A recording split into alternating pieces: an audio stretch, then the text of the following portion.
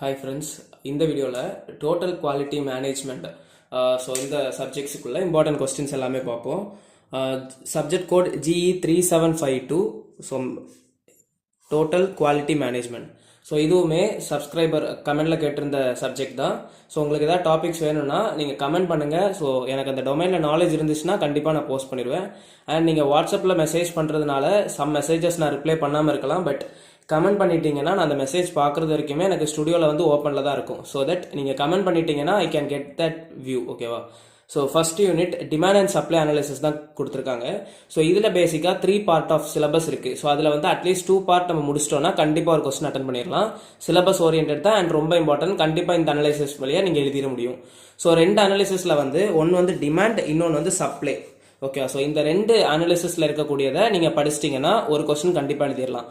அதுலேயுமே ரொம்ப இம்பார்ட்டன்ட் எதெல்லாம் அப்படின்றதையும் கொடுப்போம். தென் மோர் ஓவர் எல்லா லெசன்லையுமே ஒரு 2 to 3 கொஸ்டின்ஸ் படிச்சிட்டாலே அட்டன் பண்ணிடலாம். ஸோ ஃபர்ஸ்ட் லெசனில் டிமாண்ட் டு சப்ளை. ஸோ டிமாண்டில் நீங்கள் என்னெல்லாம் ஹெட்டிங்ஸ் கவர் பண்ணியிருக்கணும்னா டைப்ஸ் ஆஃப் டிமாண்ட். ஓகேவா? அதை ப்ராக்டிஸ் பண்ணியிருக்கணும்.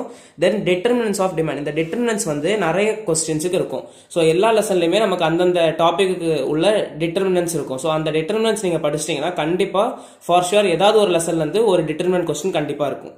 So determinants of demand, then demand function, demand elasticity and forecasting இதுவுமே படிச்சிருக்கணும். ஓகேவா? ஸோ அதே மாதிரி செகண்ட் பார்ட் தான் என்னன்னா சப்ளை. 3 பார்ட் இருக்கு, அதில் 2 பார்ட் இது. ஸோ சப்ளைலையுமே டிட்டர்மினன்ஸ் ஆஃப் சப்ளை இது கண்டிப்பாக படிச்சிருக்கணும். தென் சப்ளை ஃபங்க்ஷன், இங்கே நம்ம டிமாண்ட் படிச்சிட்டோம்னா அதை வச்சே தான் சப்ளை ஃபங்க்ஷன், டிமாண்ட் எலாஸ்டிசிட்டி மாதிரி சப்ளை எலாஸ்டிசிட்டி. ஓகேவா? ஸோ இதை கேட்டகரைஸ் பண்ணி படிச்சிட்டிங்கன்னா ஃபர்ஸ்ட் லெசன் ரொம்ப ஈஸியாக முடிஞ்சிடும். ஸோ ஃபர்ஸ்ட் லெசன் முடிச்சிட்டிங்கன்னா மற்ற எல்லா லெசன்ஸுமே ஈஸி தான். ஸோ ஃபர்ஸ்ட் லெசனில் இதெல்லாம் தான் ரொம்ப important question. Then second lesson பார்த்துட்டோம்னா cost, production and cost analysis. So production நம்ம படிக்காட்டியும் காஸ்ட் படிச்சிட்டோம்னா கண்டிப்பாக எழுதிடலாம்.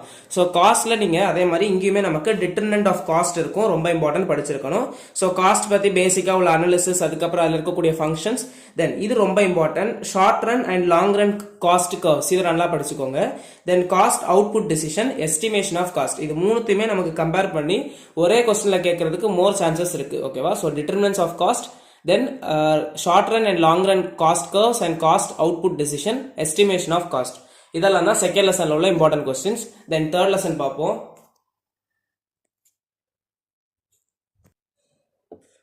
ஸோ 3, 4, 5 இந்த 3 லெசன்லையுமே 3 கொஸ்டின்ஸ் படிச்சா கண்டிப்பாக எழுதிடலாம். ஸோ தேர்ட் லெசன் வந்து ப்ரைசிங். ஸோ ப்ரைசிங்லேயும் அதே மாதிரி டிட்டர்மினன்ஸ் ஆஃப் ப்ரைஸ் படிச்சிருக்கணும், ரொம்ப இம்பார்ட்டன்ட். தென் நெக்ஸ்ட் வந்து pricing under different objectives and different market structures, ரொம்ப இம்பார்ட்டன்ட். தென் நெக்ஸ்ட் வந்து என்னன்னா பிரைசிங் மெத்தட்ஸ் இன் பிராக்டிஸ். ஓகேவா? ஸோ இதுவுமே ரொம்ப இம்பார்ட்டன்ட். ஸோ இந்த 3 கொஸ்டின்ஸ் படிச்சிட்டிங்கன்னா தேர்ட் லெசன்லேருந்து ஒன்று கண்டிப்பாக அட்டன் பண்ணிடலாம். மோர் ஓவர் இது நமக்கு வந்து லைக் 16 மார்க்குமே இதில் ஜாயின் பண்ணி தான் கொடுக்குறோம். ஓகேவா? ஸோ தட் 13 மார்க்குக்கு தனியாக 15 மார்க்குக்கு தனியாக படிக்கணும்லாம் கிடையாது, அதுவுமே நமக்கு இதிலே கவர் ஆயிரும். மோர் ஓவர் வீடியோ பிடிச்சிருந்துச்சுன்னா ஃப்ரெண்ட்ஸுக்கும் ஷேர் பண்ணுங்க. So next fourth lesson financial accounting. So financial accounting வந்து கேஷ் ஃப்ளோ அனாலிசிஸ், இதில் வந்து ஃபுல்லாகவே அனாலிசிஸ் பற்றி தான் இருக்கும். ஸோ இதில் 3 அனாலிசிஸ் மெயினாக இருக்கும்: cash flow analysis, fund flow analysis, financial ratio analysis. ஓகேவா? ஸோ இந்த 3 கொஸ்டின்ஸ் கம்பல்சரியாக முடிச்சதுக்கு அப்புறம் டைம் இருந்துச்சுன்னா analysis and interpretation of physical statements இது வந்து நெக்ஸ்ட் படிங்க.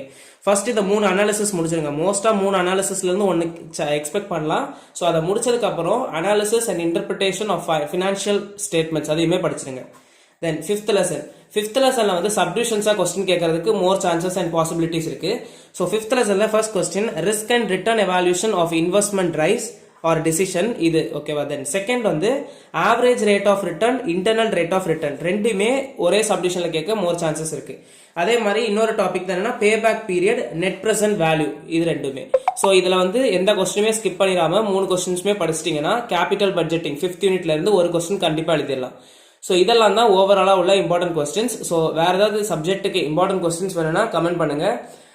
ஈஸி சப்ஜெக்ட் ரிலேட்டட் தான் போட்டுட்டு இருக்கோம். ஃபர்ஸ்ட் இயர்ஸுக்கு மட்டும் ஃபர்ஸ்ட் இயர் சப்ஜெக்ட்ஸ் நம்ம வந்து இம்பார்ட்டன்ட் கொஸ்டின்ஸ் ஏதாவது வேணும்னா கண்டிப்பாக போஸ்ட் பண்ணலாம்.